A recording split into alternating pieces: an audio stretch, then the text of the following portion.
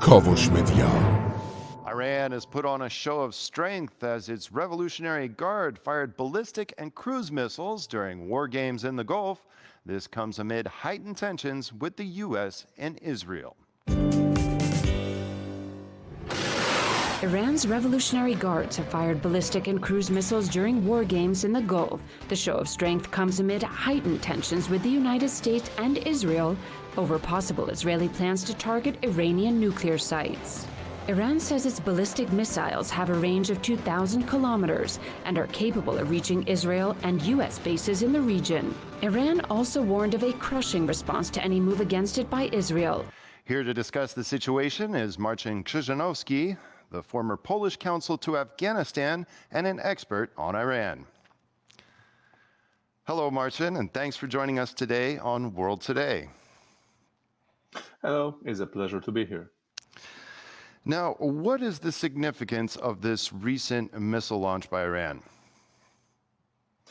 There's a clear signal from the Iranian side to their adversaries, especially Israel, after sound warn from Naftali Bennett's side that Israel is considering, as usual, as always, the military strike option if, as Bennett said, the diplomacy failed. Iran launched an military exercises to show that it is prepared. That, of course, military option is also at the Iranian table. Mm-hmm. Right. Now, why is Israel against a return to the nuclear deal, and could it act on its threats?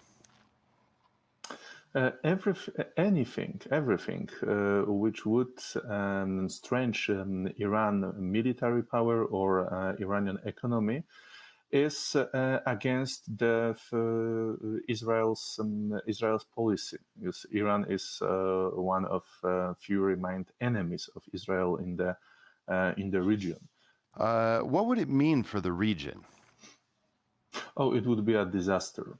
It would be definitely a disaster. Region is maybe not fully stable, but is relatively stable, except maybe some parts of Iraq and Syria, especially in the Gulf. There is a peace. Armed conflict would shatter it and would destroy the oil supply chains. Maybe even oil refineries in the Gulf area, which would be a real disaster for the world economy. Yeah, that would definitely be a global disaster. Now, do you think, in your opinion, does Israel possess the capabilities to actually launch precision strikes and actually get rid of Iran's nuclear program, or is it too far developed? It is too far developed, and it would be not enough to conduct only one strike. Iranians learned their lessons from Syrian and Iraqi nuclear programs, both destroyed by a single Israeli attack, mm-hmm. and dig deep into the earth. So to destroy their military facilities connected to atomic program would be a very hard task. Besides of that, every main facility has its own copy in a different place. So a large series of very precise strikes would be needed. And Iranians are ready for that. So it would be almost impossible to catch them unprepared. But they're strong enough to broadly defend themselves. And right. Besides of that,